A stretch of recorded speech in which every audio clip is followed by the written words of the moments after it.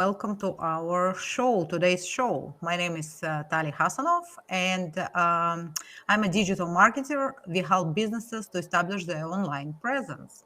And the idea of creating those online interview series came from actually questions from my clients. So instead of answering one by one, we decided to create the series so we can provide as much value as we can to all the people and more people.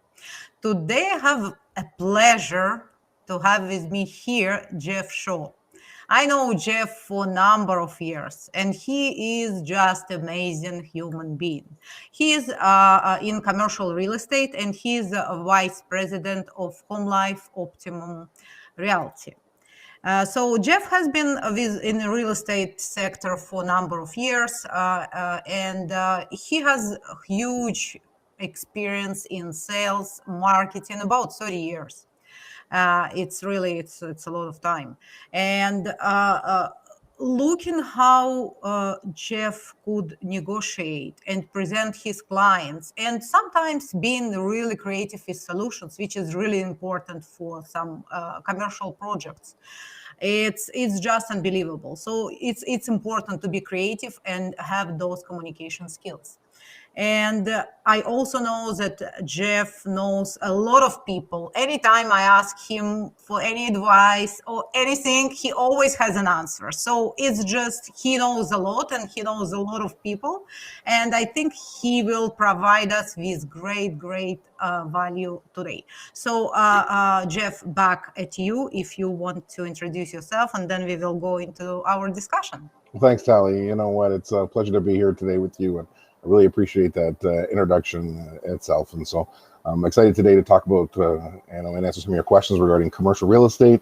I tend to focus a lot of my projects in the Greater Toronto area, but of course, my license says Ontario. So we have done some projects outside of Ontario, being in Northern Ontario, Ottawa, Belleville, London, and Windsor as well. So we're excited to be here, and let's move forward here. Let's see how this is going to go. Put me on the spot. Yeah. Okay. Let's do that. So yeah, you did give us a little bit introduction about what you do, where you can operate. But do you want to expand and tell us a little bit more about your business, what you do, maybe kind of clients you work with, kind of high level? Sure. Yeah. Well, again, my niche for commercial real estate is I like to tend to focus on the office space, industrial space, and what this entails is a lot of times it does entail working with tenants and landlords when it comes to their leases, but also when we're looking at purchases and the final end user and making sure it's their solid investment. And that would be whether it be an office space that we're purchasing, maybe an industrial building that we're putting up for sale. And in fact, I've got a client that just came on this past Sunday, gave me a call, and one of the places that we looked at and they purchased a few years ago, they would like to put it up for sale, and we're looking for another location that's a little closer into Toronto and twice the size. So as companies grow, that's one of the benefits for myself. As company grows and you're the man to go. Okay, so I'm sure you have been asked this question probably quite many times recently, since COVID. So many people concerned about commercial real estate. What's going on? Should we keep the office? Should we give it up? Everything is going online. And I'm sure many other questions. So can you give us kind of maybe overview of the situation, what you see from your experience, maybe from your clients, and just, some validations for some businesses, what to expect and what's going on, right? Well, and again, we hear some interesting stories about some of the larger banks giving up giving up some space and some of their towers. Well, they're really not. One of the downtown Toronto area, there is a lot of office space that's some of it's coming onto it as a sublease market, and I think this is more short term than anything else because and I know even for myself, there's as much as it's nice to be able to work from home, and the commute is very nice for us a lot of days. There's not much traffic getting to that first coffee in the morning in the kitchen generally, and it's great that way. But we do enjoy having an office space that we're going to be in. And in the past, we've been able to find some space, even almost down to about 100, 125 square feet per person, and that's obviously going to change now. We're going to have more area for each individual to work in, and so I really think that our office space areas are not going to decrease, but they're going to probably also increase for health, safety reasons, as well as functionality within our office logistically. So, can you just maybe cover a little bit about trust factor when a business has office space or industrial business, industrial space, how it might affect the trust from perspective, a business actually is a real business and it's more, reputable.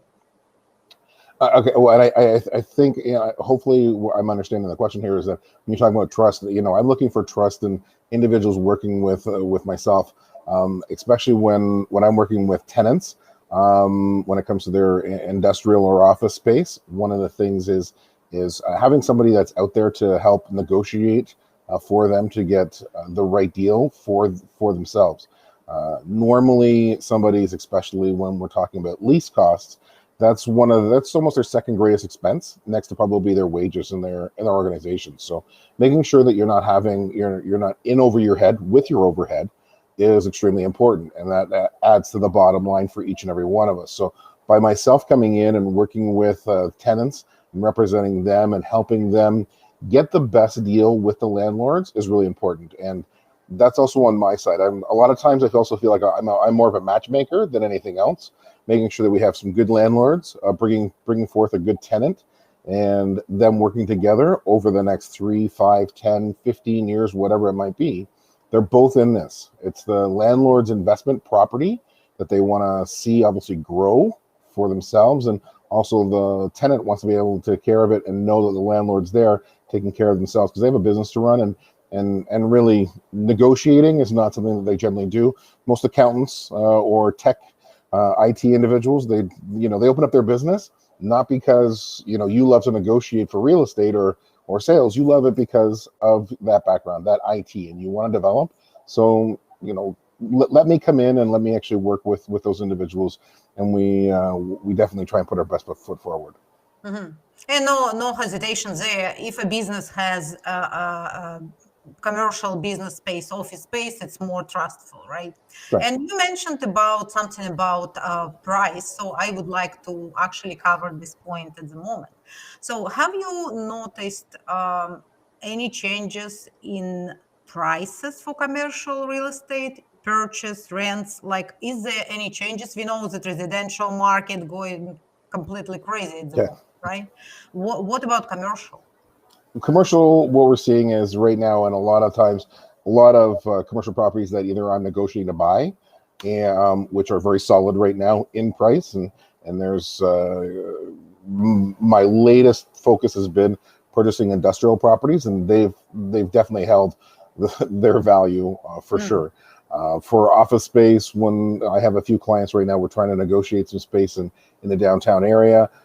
Prices really haven't, they really haven't changed a lot. They haven't. What we are seeing some great incentives from the landlords in the Toronto area to encourage individuals. We call them leasehold improvements, and some advantages for to bring definitely the clients in, and on my side when I'm working with them, it's always a benefit for the client that way, because overall, and this is one of the most important things, what is your overall expenditure at the end of the year? And maybe sometimes we call it net free rent, sometimes it's inducements for yourself to come on into. So the landlords have been working with us that way, but the overall price point, you're not seeing it, if it was $55 a square foot before, it's not like you're seeing it down at 40 or 35 or any of that. There's not much of a decrease.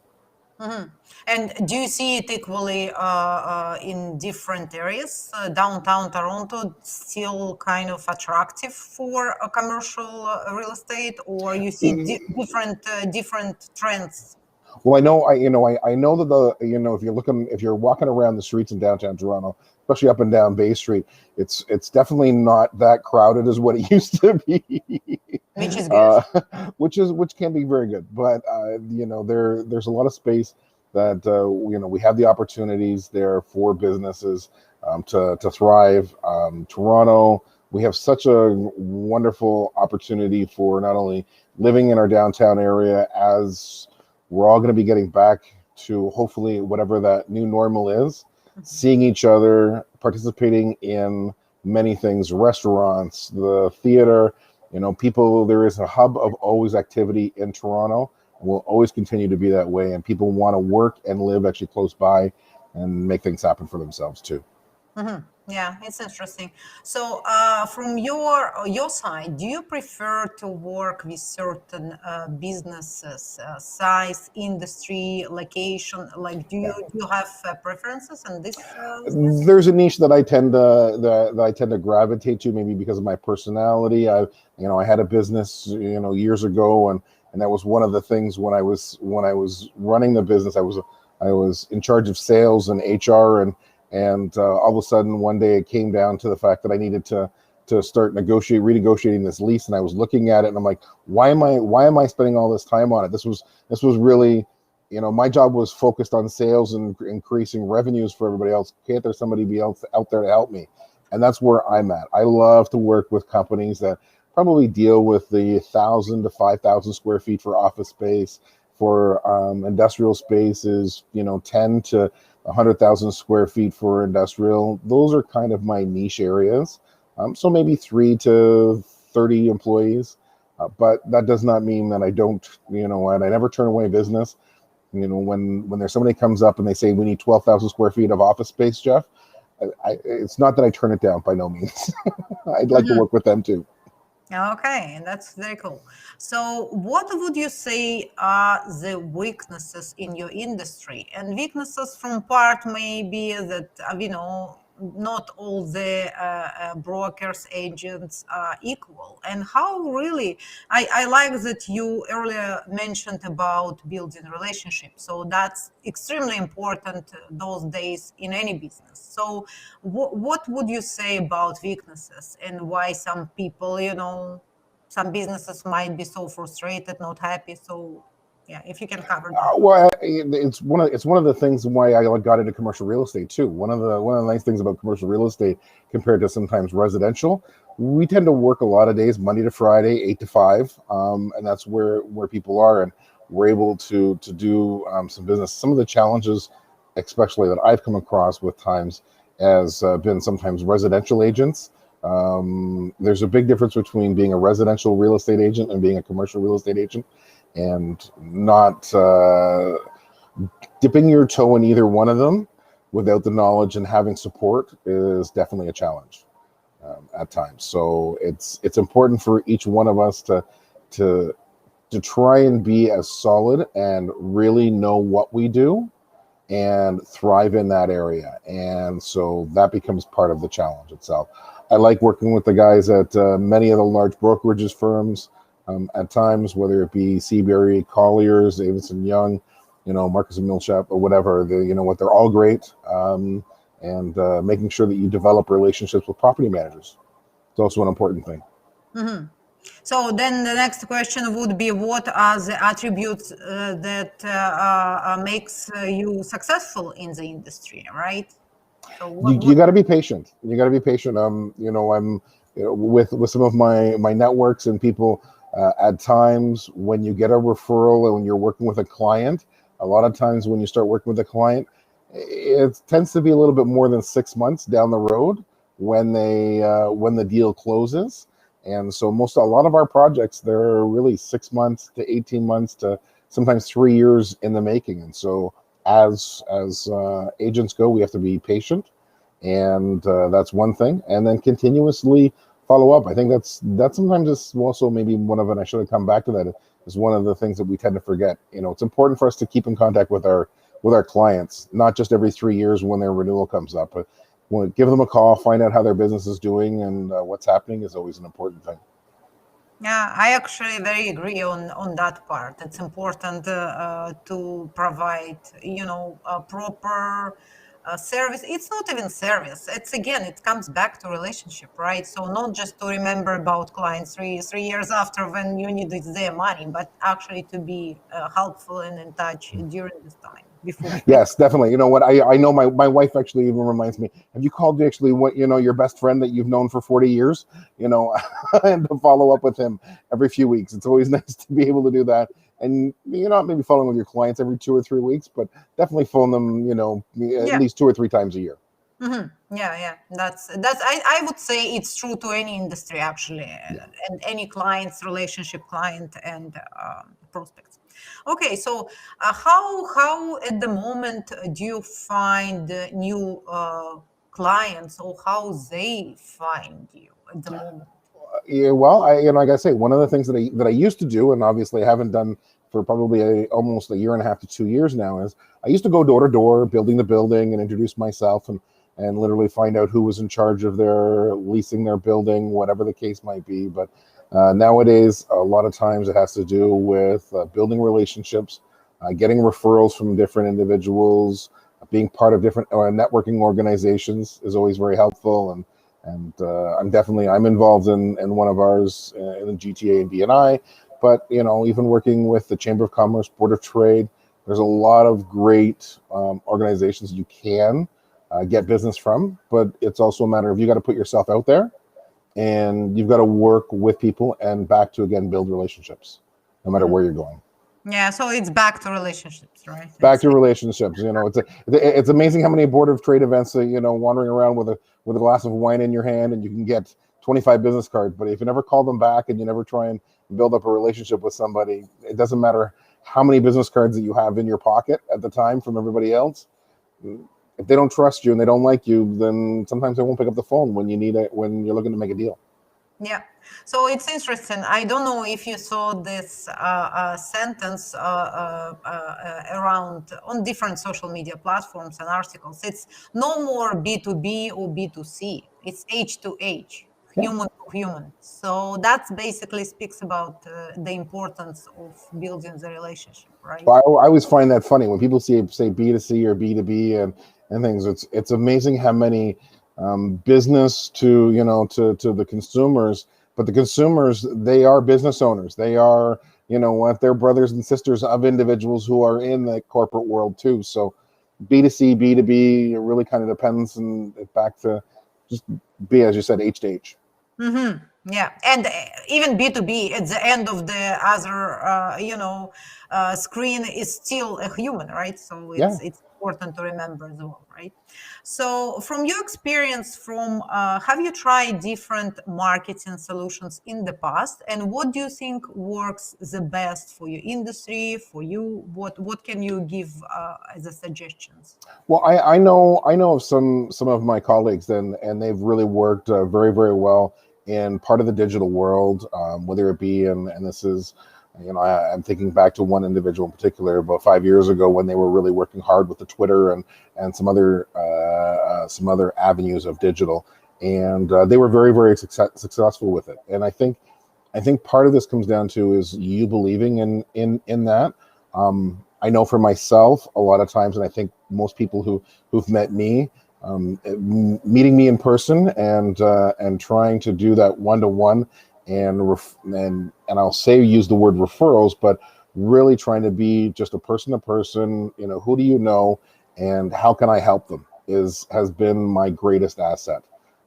Sometimes it's a matter of walking into office buildings and talking to the administrators of the front desk, and they are the gatekeepers, and they do some of them do an excellent job at it keeping us away from those individuals, but they're doing their job, and getting to know them and getting to know what each company is worth is really where the benefits come from. So a lot of times right now, I think it's referrals definitely help. We always who do you know at the opportunity to be able to deal with this. But digital marketing, what we're doing here, normally you and I probably would have done this actually in person to person instead of each of our offices right now. So this is an excellent opportunity for us right now. This would be the next time, right? That's In right. the office. Yeah, yeah. So, how would you say, what is the most important attribute? How to be competitive in your industry? How to win? What character? What attributes you're supposed to have in order to be successful? I guess the question is what's a win, right? Is the win me getting my client over the other agent, so that I'm representing them, or is it more importantly, and even the win a lot of times has to be a win-win for both the landlord and the tenant. If a landlord wins, then the tenant feels they're going to take advantage of. If the tenant wins, the landlord feels they're not getting enough for their property, and so they're not feeling great about the situation. Really, ultimately, the win for me is having a win, getting them in, getting the deal done, so that the tenant and the landlord are both happy. And then, in fact, in 3, 5, 7 years, me coming back to, especially when it comes to leases, let's come back to renew that again, and that way, both the tenant's happy, and I get some extra revenue again at the same time. Luckily enough, I just had one client that we have, and we purchased this property back in 2017, and now we want to put it up for sale now in the area. And as I said, they want to get find another building that's twice the size itself. So we're going to have, not only, I consider that a win. We've purchased the property, they've trusted me, they've come back to me, we're going to list it, and we're going to try and purchase another one. So 3 transactions with this one client, I consider that a win. Yeah, I think the question was winning in a bigger picture. I know that you mentioned to me earlier that you have a Bulldog approach, so I don't know if it's related to the question here. Well, So I'm not quite sure. Yeah, the Bulldog approach, and at times it really comes down to, that once I understand what a client's looking for, a lot of times there really is. I'll sit there and I'll run around the city like a bulldog trying to find what the client really needs and what they're doing. And as I'm getting older, and especially with COVID here, I kind of have the jowls to go along with the COVID too. So I got to be careful with so that. you matching the Bulldog look and feel. Perfect. Yeah, so we coming to the end of the interview, and at the end, what would you suggest to businesses in commercial space? Any recommendations, tips, maybe things to look for? No matter what you do for a commercial space, and there was somebody that I was just talking to recently, and they had a number of franchises and everything.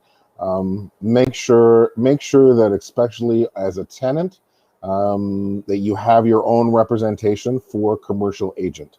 The listing agents are terrific out there. They're really, really good, but it's important for you to go into any negotiations with your own representation. Somebody explained to me once that you wouldn't want to go into court with the same lawyer as the district attorney. So who's there to defend you, and so you want to make sure that you have somebody on your side.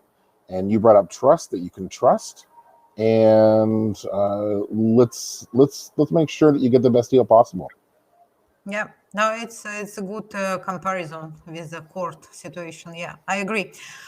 Okay, so I don't see any more questions that we have here. So thank you so much for your time, Jeff. I really appreciate it. Thanks, I think Sally.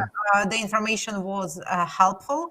If any questions, whoever was listening, I think Jeff will be open for discussion, helping with answering any questions.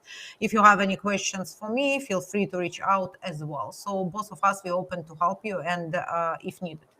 Thanks again for listening. Bye for now. Have a good day.